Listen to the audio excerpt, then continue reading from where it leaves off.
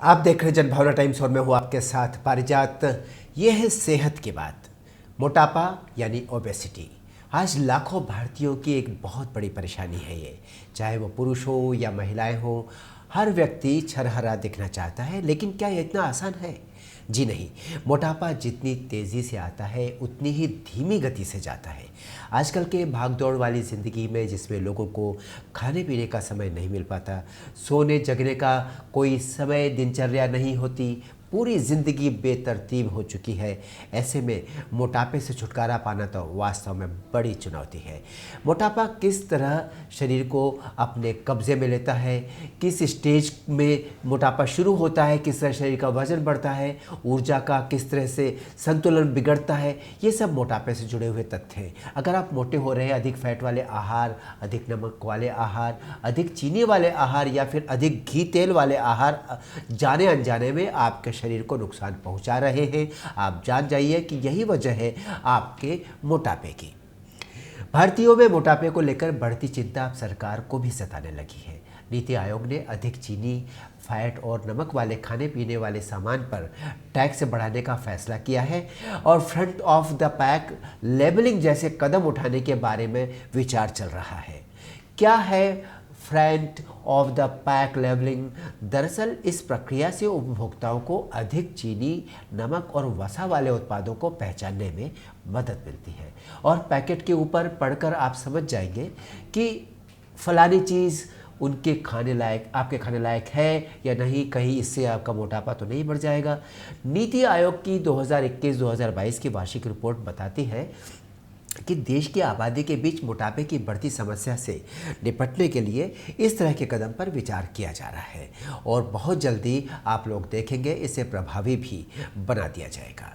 आयोग ने अपनी रिपोर्ट में कहा है कि भारत में बच्चों, किशोरों और महिलाओं में अधिक वजन और मोटापे की समस्या लगातार बढ़ रही है, जो कि एक चिंता का विषय है। ये राष्ट्रीय चिंता का विषय है क्योंकि मोटापे की वजह से आम जनता के स्वास्थ्य पर असर जो पड़ता है उससे उसकी कार्य क्षमता भी प्रभावित होती है, उसका व्यक्तित्व भी, इवन कि उसकी मानसिकता पर भी असर पड़ता है, हीन भावना भर जाती है।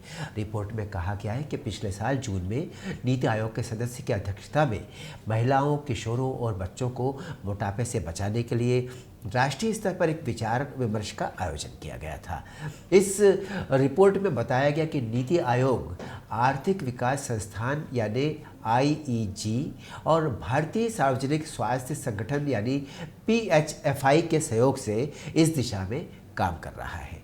नीति आयोग के उपायों के तहत front of pack labelling, HFSS यानी चीनी, नमक और फैट की ज़्यादा मात्रा वाली वस्तुओं की मार्केटिंग और विज्ञापन के साथ साथ अधिक चीनी, वसा और नमक वाले विज्ञापनों पर, उत्पादों पर टैक्स बढ़ाना शामिल किया गया है। बता दें कि गैर ब्रांडेड नमकीन, भुजिया, वेजिटेबल्स, चिप्स और स्नैक्स पर 5% जीएसटी लगता है, जबकि ब्रांडेड और पैकेट बंद उत्पादों के लिए जीएसटी की दर 12% की है।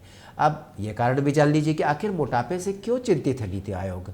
क्या कारण है? नीति आयोग का इससे क्या लेना देना है? क्यों देश में मोटापा तेज़ी से अपना पांव पसार रहा है? ये भी बड़ा सवाल है।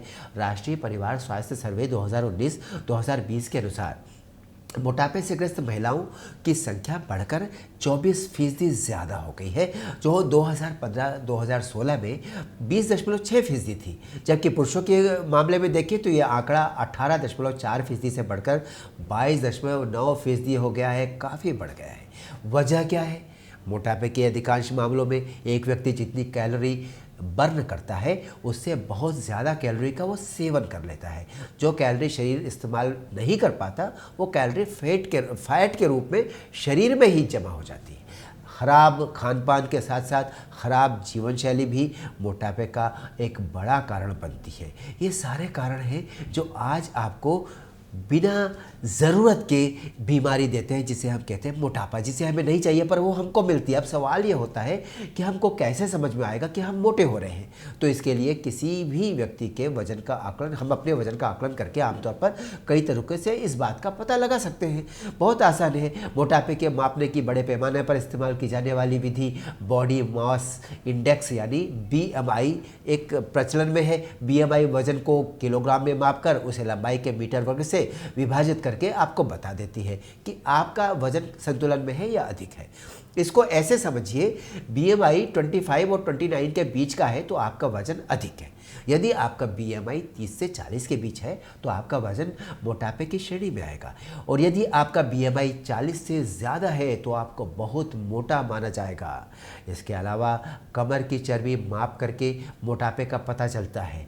बहुत मोटी कमर वाले लोगों में मोटापे से जुड़ी स्वास्थ्य समस्याएं उत्पन्न होने का खतरा ज़्यादा होता है अगर तुलना करें बाकी लोगों से। तो मोटापे के जोखिम क्या है, किसके क्या क्या संकट पैदा हो सकते हैं, इस पर भी नज़र डालना ज़रूरी है। मोटापे के कारण कई तरह की बीमारियां, गंभीर बीमारियां पैदा हो सकती हैं, जैसे टाइप 2 डायबिटीज़, हृदय रोग, कुछ तरह के कैंसर जैसे स्तन कैंसर, बड़ी आंत का कैंसर, यहाँ तक कि मोटापे की वजह से स्ट्रोक का भी खतरा रहता है। मोटापे का असर आपके जीवन पर भी पड़ता है। अधिक मोटे होने की वजह से आप डिप्रेशन में जा सकते हैं। जो मैंने कहा, मानसिकता में परिवर्तन आ जाता है, हीन भावना आ जाती है। भारत में बच्चों में बढ़ रहा मोटापा भी एक चिंता का विषय है। बच्चे भारत देश का भविष्य है, और ऐसे में अगर हर साल एक बच्चा मोटापे का शिकार है हर परिवार में तो ये समस्या बहुत बड़ी समस्या है। यदि आप प्रेग्नेंट हैं तो अधिक वजन बढ़ने के कारण आप और आपके बच्चे को कुछ परेशानियां हो सकती हैं। इन बातों का आपको ध्यान रखना चाहिए। अगर आप चिरायु होना चाहते हैं, यदि आप बड़ी उम्र चाहते हैं, तो अपने शरीर पर आपको ध्यान देना चाहिए। खुद को मोटापे से बचा कर रखना होगा।